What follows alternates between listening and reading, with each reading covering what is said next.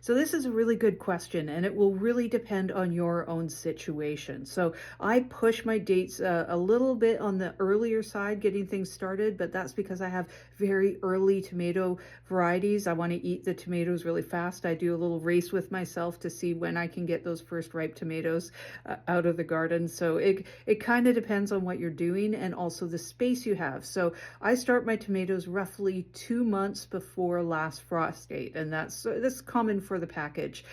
So you have to look at your own region, when the last frost date is, and count backwards, and that's when you want to start them.